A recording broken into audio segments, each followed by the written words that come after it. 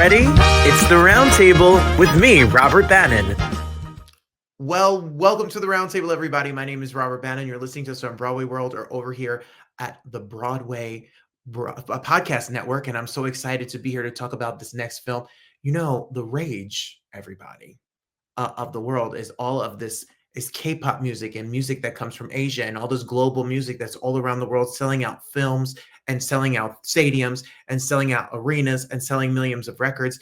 So we have the next two guests are here that have a film that's at Tribeca all June month long. We've been talking about Tribeca and the filmmakers and the films that are the next generation of great art that's out here. Out of the 10,000 films that have been submitted to Tribeca, they've only selected a few. And one of them is this next film. We're here to talk about The Rose, Come Back to Me.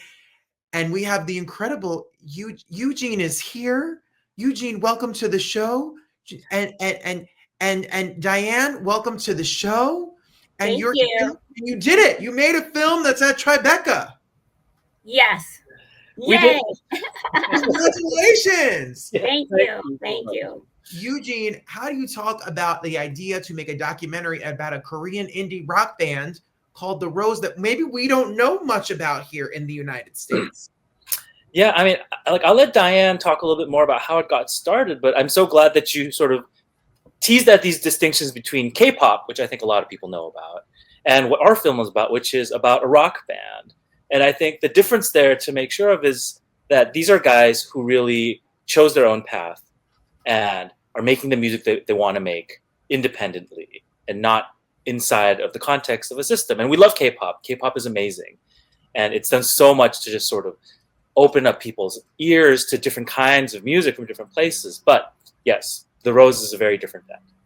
Well, Diane, you are a nominated, award-winning. You have other films, like you've been out here in the hustle here, making more art and music.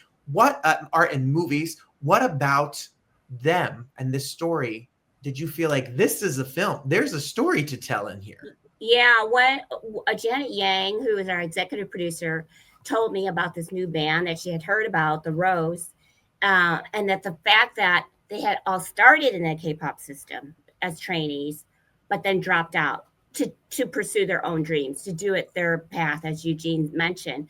And that really resonated with me, was the idea of, like, I always thought about what happens when you go into the K-pop training system. Only 1%, 0.1% make it. What happens to them when they don't make it? And in this case, not only do they themselves decide to drop out, but they actually were able to make their dream come true without the support of a big label. And I've always been one of those David Goliath kind of persons, like doing it on your own, bucking the system a bit and not being afraid to follow their dreams. So then I interviewed each of them on Zoom to see, like, will they be authentic? Will they, so many folks who want to participate in a doc say, oh, I'm going to give you all of it, and then when you talk to them, they're not saying all the stuff that you had hoped that they said they were going to share. And they were so genuine, authentic, and kind people. I said, okay, this just has to be a film. And one of the first people I thought of to direct it was Eugene. I had worked with him on another doc, and not only is he talented, but he also has that heart I thought that the band could relate to. And it also helped that Eugene also spoke Korean and was a big Korean rock fan. It's amazing, that they open up and tell this story, because I think that a lot, from what I know, and they have obviously changed over to making the music they want, but it's very secretive. There's not a lot of personal information that you hear about people who love music, especially K-pop music and now K-rock music and folk music from there. They are not always open. People speculate about their personal lives, what the journey's like. People talk about what is their management like, their record contracts. They leave the group, they're back in the group. You had to build some kind of trust with them to talk about it. So Eugene, how did you give them the comfort that you knew you were going to tell their story and you were a safe space for them to tell their story? I mean, I think for, speaking for both of us, I think building that trust has a lot to do with just making them understand that they really are participants in a film and not just subjects in a film, that we really want to make sure that we're telling the story that they are comfortable with in the end, because in the end we all have boundaries. But by the same token, they were so candid. They've had almost everything that can happen to a Korean band that could derail a career happen to them, and they were willing to talk about all of it. So we did share sort of an edit with them and some scenes, and just made sure that we were getting it right. I think the language part and just all of us being, Korean American or Asian American was really important too, because I think there are just cultural nuances that we understand, but I think maybe more importantly, there are cultural nuances that we know exist that we don't understand. Because I'm not Korean from Korea, I'm Korean American, and a lot of the rest of the crew have these identities as being here in America. And so we know that their experience is different. And so I think that sensitivity allowed us to be in a place and to create a space where we hope that they felt comfortable telling their story. And we hope that comes across in the film. Well, absolutely. So Jaehyeong, besides the millions of fans that they have that are around the world and their big giant following, what about people who don't know the band, who don't listen to their music? What in this film is for us that maybe are not listening to them? Yeah, I think that what I loved also about their story is that universal message of pursue your dreams. When I think about the title, Come Back to Me, it's like sometimes you'll go and do other things that your parents expect, especially young people, or what you think you're supposed to be doing to be a responsible citizen, and versus really pursuing your dreams. So I think that is such a universal message that when people watch this film, I hope that they can relate to that. And I really also see it as a coming of age story. We talk about them and have great archival footage from when they were young. So you see them grow up and they're all of 30 now, but you really see this coming of age story of them growing and their friendship. And then I think the last thing I think that everyone can relate to is their message of mental health and healing. I think right now there's even more so around young people, this really struggle with mental health, and the fact that they're willing to talk about it. I hope that it starts the conversation. So even if you're not a fan, I think these are all messages hopefully you can relate to. But they also are just talented. And so if you weren't familiar with them, you'll grow to love the music.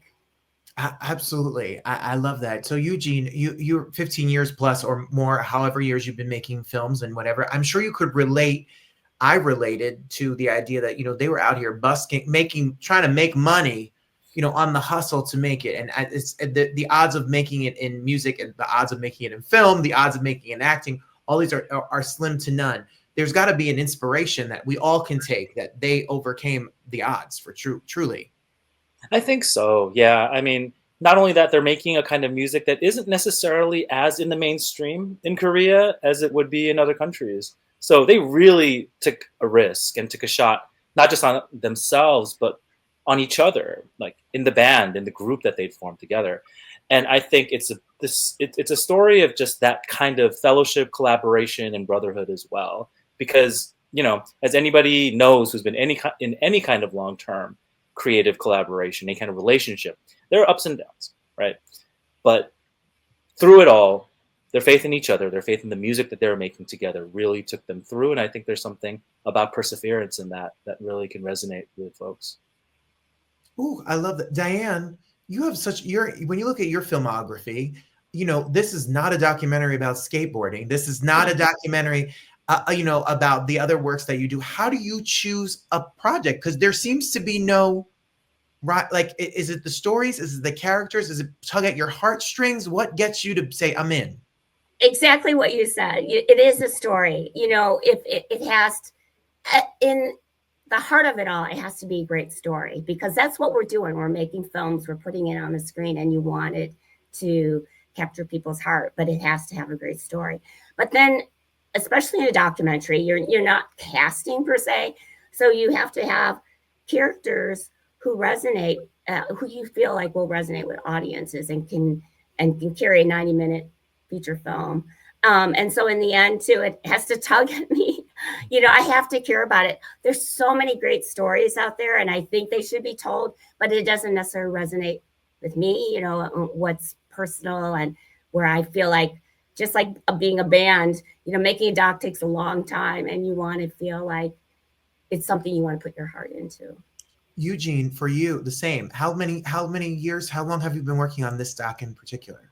On this doc in particular, we all started in the late summer 2023. So this one was a fast one. This one was a fast one. This is good. No, because I think, yeah, I mean, my first film took 6 years, so like, and I think for indie docs, like that's not uncommon. But this one, was a fast one. Diane really made things happen, and all credit to her. Late 2023 summer to May of 2024 when we finished, 2025 when we finished editing.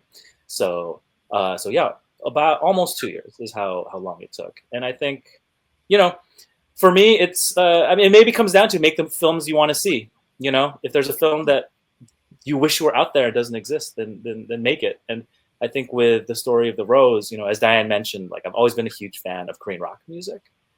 And I think the way that the guys talk about their experience is something that I had not really seen before, like from Korean musicians, Korean artists. Like they just speak with a candor that I just never seen.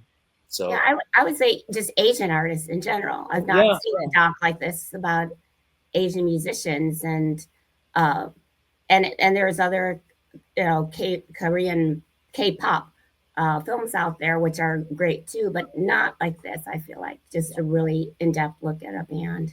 Yeah, they're going to give you the scoop. They're going to tell you their story. And yeah. What I love about it all, and I guess this goes for filmmaking now as well, is when I was growing up, I'm 42. So when I was growing up, if you wanted to make it in show business, you had to have a big studio. You need to have a big agent. You need to find, a record company needed to sign you. Nowadays, you can walk away and still create a career with social media and putting out content, and you could pivot. And I'm sure many people told this band that this was a disastrous idea, that it was not going to work. And you can put out the work, and the audience can find you. Diane, is there a new way that people are putting out music and films in this world, that you're finding creators that are not in the big studio system that you see that does exist? Yeah, I mean, they talk about that their friends, their family all thought they were crazy when they decided, like, we're going to try to do this, first of all, Korean rock, but then do it without a big label behind them. And their first song, even though they had a label, it really blew up because of YouTube, and social media. And I think that's what's given so many musicians who may not have had an opportunity before to blow up like this and become known. And film is the same way. Right now, distribution is so hard, and getting your film out there is so hard. So we have to think creatively of alternative ways to get it in front of folks. It's still a challenge, but I always feel like if it's meant to be out there, we'll find a way. Absolutely. So Eugene, you got to spend time with them, and can we talk about them as people? You got to humanize, superstars. Firstly, their clothes are fire. I wish I had their costume. Did you see Red Carpet Night was stress. It's just like, I got to stand next to these people. I mean, are you kidding? Their outfits, and talk about a pandemonium. You guys sold out. You guys have had quite a hoopla about them being a part of this process and all. But you got to see behind the celebrity, behind the sold out crowds and the screaming fans. What did you learn about them as humans? I mean, Diane spent a ton of time with them too. So, I mean, I'm sure she has more to add as well. But, they can still be regular guys, And I think I really appreciated that behind sort of all of the artistry and the fashion and just the image that they have of being rock stars, like their vulnerability, their openness, and they're just kind of being regular guys, even if they're just in a room, like on their phones doing whatever. I saw that Sammy plays Pokemon Go. Okay. No, it's like, I really appreciated that. And I think that speaks to just how willing they were to collaborate with us and how great it was to be able to work with them. I'll say one thing about the drummer, Hajoon Dylan, who I think sometimes, especially in foreign press, gets asked fewer questions just because of language stuff. His conviction, I think, really left an impression on me. He's someone who has extremely strong convictions about music and about his life and about what should be and shouldn't be. And I appreciated just getting to know that part of him too. Diane, same question. Yeah, I think for me, what struck me from the first time I shot them at their first tour day was how hard they work. It's not like, we sing well and we made it, and so we're just gonna skate off of that. They really, really work hard. When they were on the tour, they were at a new location every other day. So they would actually travel on a bus. So that's where they would sleep. And then they would arrive at the next city and then shower at the tour venue and then perform. It was amazing to me to see how hard. And then when they were at the tour venue, they were signing hundreds of posters and pictures. They were filming social media. They were writing songs. They were just, and then sleeping on the couch there just to get a little bit of rest. It just struck me how hard they were. The other thing that struck me was how talented they really are. Sometimes you think, oh God, they have this whole support system who really helps them. And they do have a huge support system, but they write their own songs. They produced almost all their own songs for the first few albums without other producers. Just the four of us that write all their lyrics. I'm just really impressed with how talented they are.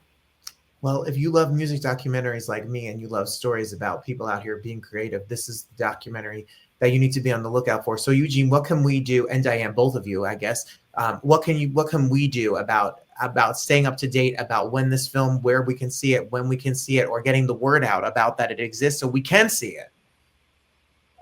We still have one more screening here at Tribeca on Sunday afternoon, so please come through if you can. That's Sunday, June 15th. Will it be out by then? Sorry, I guess you can edit this part out. Yeah, no, we will. We're going to split it around and get it out. Okay, let me start over. Then, so we still have one more screening, June 15th at 2:30 p.m. at Tribeca. So please come through at the SBA Theater in Chelsea. Aside from that, follow us on social at The Rose Doc on Instagram. We're out there, so come follow us, and hopefully we'll have some more news to share soon about where you can watch the film. Yeah, and I would also say, if you go on IMDb or Rotten Tomatoes, if you're a writer for Rotten Tomatoes, please write good things, because we're trying to make sure we find distribution, and it will help to see that people want to see it. People want it out there. So any ways that can support us. And if you happen to be at any of the screenings, we're up for the Audience Award. So that's another way that would really support the film and be able to share again with potential distributors that people love this film. And you, Robert, like having us on, we really appreciate that. That's always like a huge plus. Whatever voices we have out there supporting this film is so helpful to us. Are you kidding? There's such an audience for this content and their work and want to know about it. And we got to spread the word so that the people who want to see it and would love to see it get to see it. And then discover new, people that will love this music and this story as well. I think what you're doing, telling stories about artists and putting it out here, is so important for art and in general. So thank you for spending time with us and hanging out with us here today. And honestly, out of all of the film festivals and all of the films that have been submitted, the fact that you guys are here means you guys have an amazing film, and I'm so excited for its future. Congratulations. Thank you so much. Yeah, we're really grateful to have been at Tribeca. It's like one of their dreams come true. New York is a huge a city that they love, so it was great to be there. Well, congratulations, everybody. And we're excited to stay up to date. We'll be putting all the links and all the information below us so you can stay up to speed about what is going to happen to this film, where you may be able to see it. Spread the word. The Rose, come back to me. Congratulations for its Tribeca. Diane, Eugene, thank you for being here. And the next time you make a doc or a film, come on back. Thank you so much, Robert. Yeah. Thank you.